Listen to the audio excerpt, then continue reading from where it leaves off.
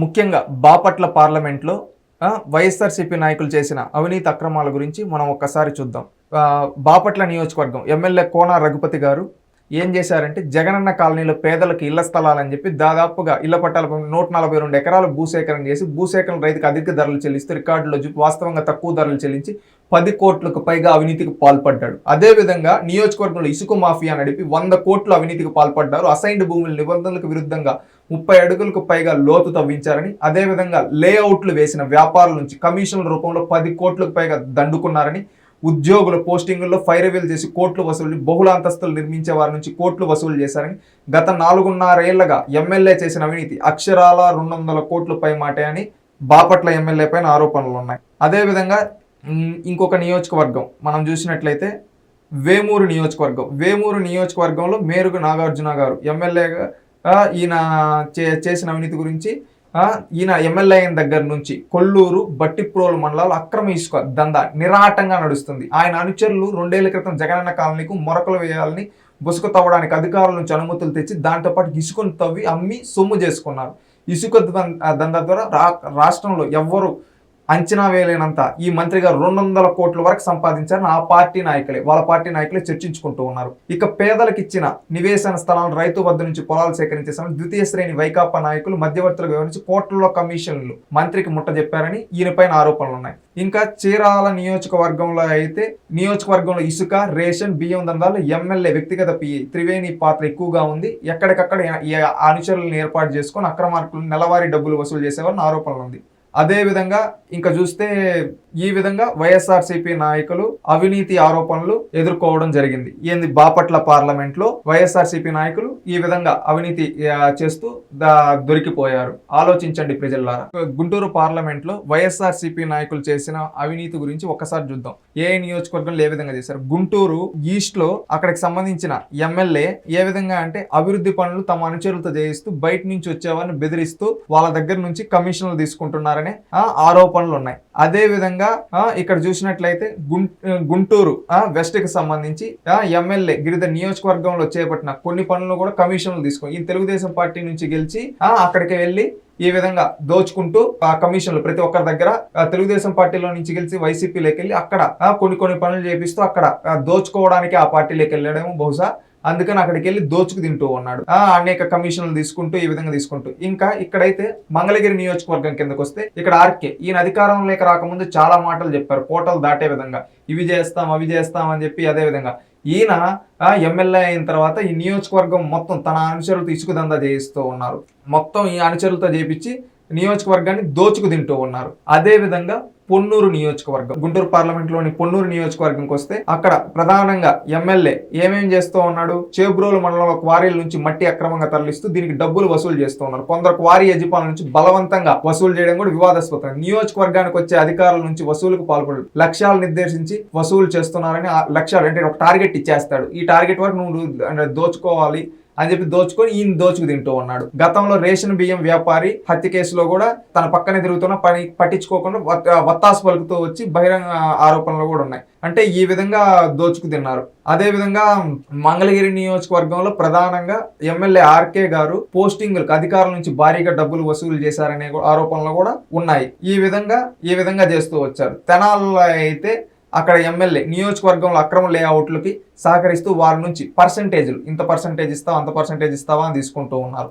అదేవిధంగా ప్రైవేట్ స్థలాలు మొరక బూసులు మట్టి తరలింపుకు అనుచరుల ద్వారా డబ్బులు వసూలు చేయిస్తున్నాడు. ఈ విధంగా అవినీతి చేయిస్తూ ఈ విధంగా దోచుకు తింటూ ఉన్నారు గుంటూరు పార్లమెంట్ మొత్తాన్ని. వీళ్ళకి ఏదో చేస్తారు అని చెప్పి అధికారాన్ని ఇస్తే వీళ్ళు ఏం చేశారు, నియోజకవర్గాల మొత్తాన్ని గాలి కదిలేసి టోటల్ అవినీతి పైన ఫోకస్ పెట్టి అవినీతి చేసి నియోజకవర్గాన్ని భ్రష్టు పట్టిస్తూ ఉన్నారు. ఆలోచించండి ప్రజలారా. మచిలీపట్నం పార్లమెంట్ లో వైసీపీ నాయకులు చేసిన ఆగడాలు ఒక్కసారి తెలుసుకోండి ప్రజలారా. ఏంటంటే అవనిగడ్డ నియోజకవర్గానికి సంబంధించి వీళ్ళు ఏం చేశారంటే కృష్ణా నదిలో తీరంలో యథేచ్ఛగా ఇసుక దందా కొనసాగిస్తూ ఉన్నారు. అదే విధంగా దివిసీముల క్యాంబెల్ అక్విడిట్ మరుగు కాలువల మరమ్మతుల టెండర్లు కూడా తన అనుచరుడికి ఇచ్చి దోచేశారు. ఎవరు ఇక్కడ ఎమ్మెల్యే.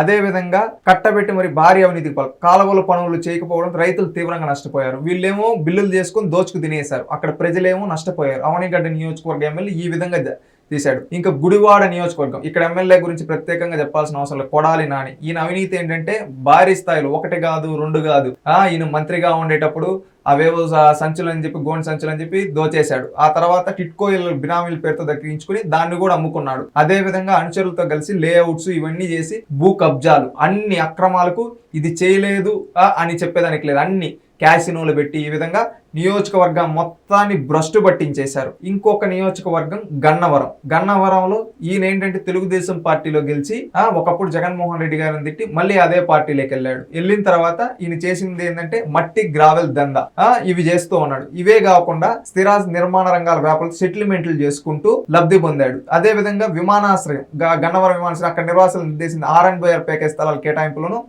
అనర్వులకు స్థలాలు ఇచ్చారని ఆరోపణలు ఉన్నాయి. ఇవి మాత్రమే కాకుండా ఈ నోటి దురుస్తూ అనేక బూతులు మాట్లాడి గన్నవరం పరువును గాలి పోగొట్టాడు.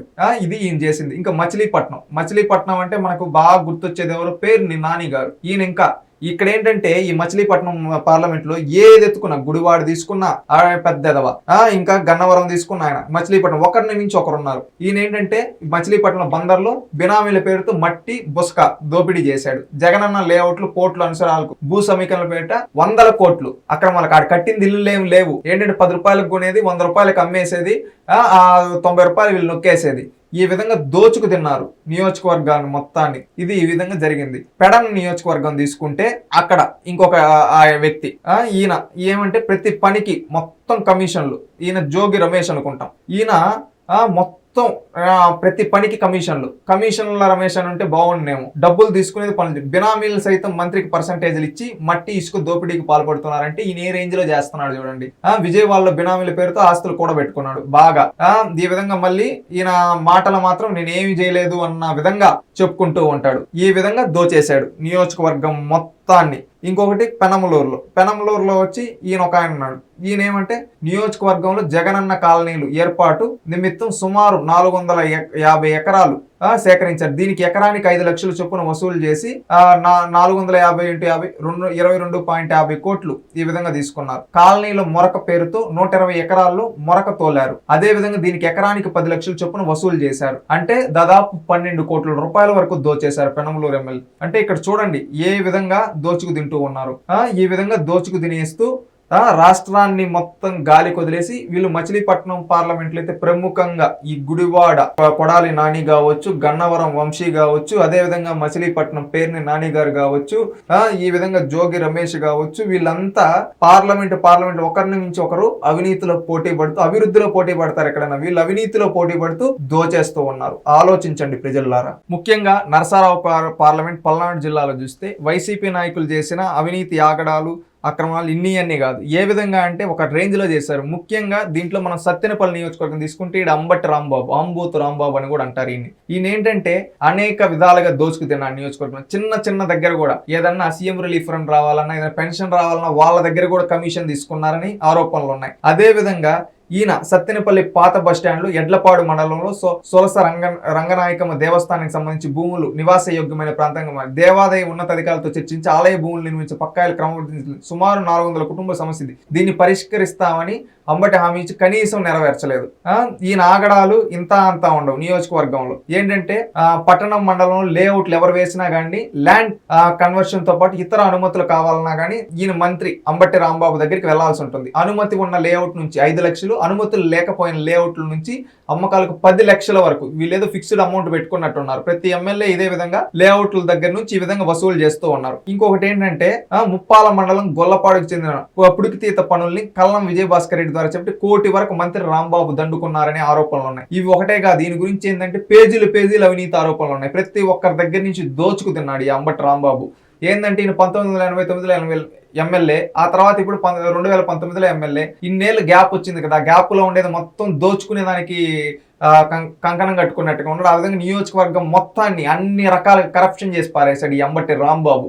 ఇంకొకటి మాచర్ల నియోజకవర్గం కిందకు వస్తే ఇక్కడ ప్రధానంగా పిన్నేలి రామకృష్ణారెడ్డి. ఈయన అనుచరుల అరాచకాలు అవి కాదు. సర్పంచ్ ఎన్నికల సందర్భంగా మాచర్లకు వచ్చిన తేదేపా నేతలు బొండా ఉమ, బుద్ధ వెంకన్నపై దాడి చేసి తీవ్రంగా గాయపరిచారు. నియోజకవర్గంలో 77 గ్రామ పంచాయతీలు, మున్సిపాలిటీలను 31 వార్డులకు నామినేషన్లు వేయకుండా పోలీసుల ద్వారా ఒత్తిడి చేయించి అన్ని ఏకగ్రీవాలు చేసుకున్నారు. అదే విధంగా వెల్దుర్తి మండలం గుండ్లపాడులో తేదేపా కార్యకర్త తోటా చంద్రయ్యని నడి రోడ్డుపై నరికి చంపించేశారు. బక్రీద్ పండుగ రోజు తేదేపా మైనారిటీ అన్వర్ పై తప్పుడు కేసులు పెట్టి జైలుకు పంపారు. అదే విధంగా కారంపూడి మండలం మిరియాల గ్రామంలో తేదేపా కార్యకర్తను ట్రాక్టర్ తగలబెట్టారు. ఈయన చేసినటివి ఇన్ని కాదు అరాచకాలు, ఒక రాక్షసుల్లాగా చేశాడు. అదే విధంగా గురజాల నియోజకవర్గం తీసుకుంటే కాసు మహేష్ రెడ్డి గారు, ఈయన ఏంటంటే క్వారీల నుంచి డబ్బులు వసూలు చేస్తున్నారని, మద్యం అక్రమ వ్యాపారం ద్వారా డబ్బులు వసూలు చేశారని, మండల పరిధిలో మద్యం సిండికేట్ల ద్వారా ఆదాయం సమకూర్చుకున్నాడని, అదే విధంగా దాచేపల్లి మండలం పొందుగుల్లో ఉన్న రాష్ట్ర సరిహద్దు ద్వారా ఆదాయం చెక్ పోస్ట్ వసూలు వాటాలు చేశాడని, మెడికల్ కళాశాల నిర్మాణం విషయంలో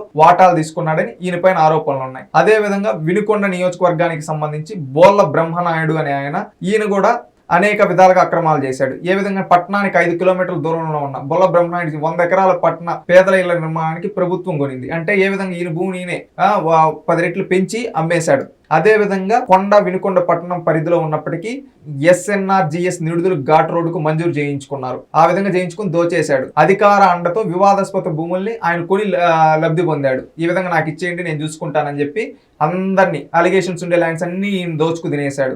మార్కాపురం రోడ్డులో అసైన్డ్ భూములు 60 ఎకరాలు కొని క్రమబద్ధీకరించుకున్నాడు. అసైన్డ్ భూములు కొని ఈయన పేరు రాయించుకునేశాడు. ఈ విధంగా దోచుకునేశాడు ఎవరు? ఈ బొల్ల బ్రహ్మనాయుడు. అదే విధంగా చిలకలూరుపేటలో అయితే ఈమె ఉంది, ఒక ఆమె మాటలు ఎక్కువ పని తక్కువ. ఈమె ఏమిటంటే చిలకలూరుపేట ఎడ్లవల్లి వద్ద SC/STలకు చెందిన వికర్ సొసైటీ భూములు 420 ఎకరాలు ఎన్నికలకు ముందు వారికే వ్యక్తిగతంగా పట్టాలు ఇప్పిస్తామని హామీ ఇచ్చి ఎమ్మెల్యే గెలిచిన తర్వాత వాటిని APMDCకి దారాదత్తం చేసి చక్రం తిప్పి మంత్రి పదవి కొట్టేశారు.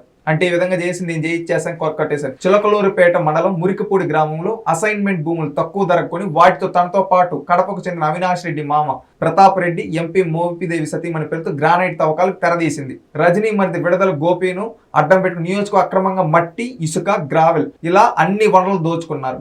గ్రావైట్ ప్రతి లారీకి 6,000 నుంచి 8,000 వరకు వసూలు చేశారు. అంటే ఏ విధంగా చేస్తున్నారు? మద్యం సిండికేట్ అయ్యే మొత్తం బార్లు తమ సొంత ఆధీనంలో ఉంచుకొని పెద్ద ఎత్తున నగదు ఈ విధంగా బదిలిస్తూ ఈ విధంగా దొరికిపోయారు. ఎవరు? ఈ విడుదల రజనీ గారు. ఈ విధంగా నరసారావుపేట నియోజకవర్గంలో ఉండే వైసీపీ ఎమ్మెల్యేలు అవినీతి అక్రమాలు ఈ విధంగా పాల్పడ్డారు. ఆలోచించండి ప్రజలారా. విజయవాడ పార్లమెంట్ లో వైసీపీ నాయకులు అవినీతి అక్రమాల గురించి ఒక్కసారి చూద్దాం.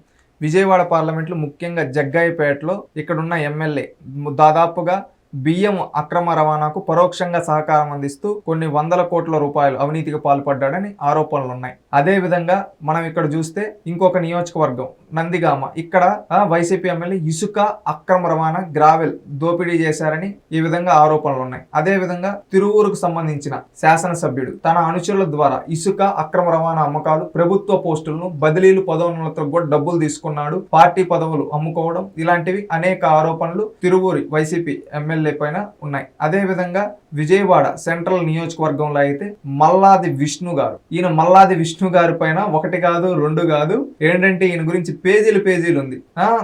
ఈయన చేసిన మొత్తం అవినీతి గురించి కొన్ని చూద్దాం. విష్ణుపై అవినీతి ఆరోపణలు చాలా. సెంట్రల్ నియోజకవర్గంలో అక్రమ కట్టడాలకు వెన్నుదన్నుగా ఎవరైనా అక్రమ కట్టడాలు కడుతూ ఉంటే చెప్పాలి, ఈయనంటే వాళ్ళకే వెన్నుదనగానే వస్తే ఎవరైనా ప్లాన్కి విరుద్ధంగా ఇల్లు లేదా అపార్ట్మెంట్ కట్టుకోవాలంటే ముందుగా మల్లాది రాజేంద్ర అనే వ్యక్తిని కలిసి ఆయనకు పూర్తి వివరాలు ఇస్తే రాత్రి దానిపై చర్చించి ఎంత వసూలు చేయాలో నిర్ణయిస్తారంట. తర్వాత అనుమతులు ఇస్తారంట. ఇక అటువైపు బిల్డింగ్ ఇన్స్పెక్టర్, సిటీ ప్లాస్టర్ ఎవరు చూడరు. ఒక్క కట్టడం నుంచి మినిమం ఒక్కొక్క కట్టడం నుంచి మినిమం అంటే సాధారణ 5 లక్షలు ఫస్ట్ ప్రయారిటీ స్టార్టింగ్ 5 లక్షలు తీసుకుంటారు. ప్రధానంగా అజిత్ సింగ్ నగర్, గవర్నర్ పేట, సత్యనారాయణపురం, గుణదల 1వ డివిజన్లో ఆయన ఎక్కువగా అక్రమ కట్టడాలను ప్రోత్సహించారు. కమిషన్ రూపంలో భారీగా సొమ్ములు చేసుకున్నాడు. సెంట్రల్ నియోజకవర్గంలో జరిగిన అభివృద్ధి కార్యక్రమం 10% కమిషన్ రూపంలో వసూలు చేసి స్థానిక కార్పొరేటర్లకు ఏ మాత్రం దీనిలో చొరబడిన అంతా తానే చూసుకున్నా. అద్దెల రూపాయలు నెలకు 30 లక్షలు. మల్లాదివిష్ణు నగరం కీలకమైన గవర్నర్ పేట, సత్యనారాయణపురం, BRTS రోడ్డు, మహాత్మా గాంధీ,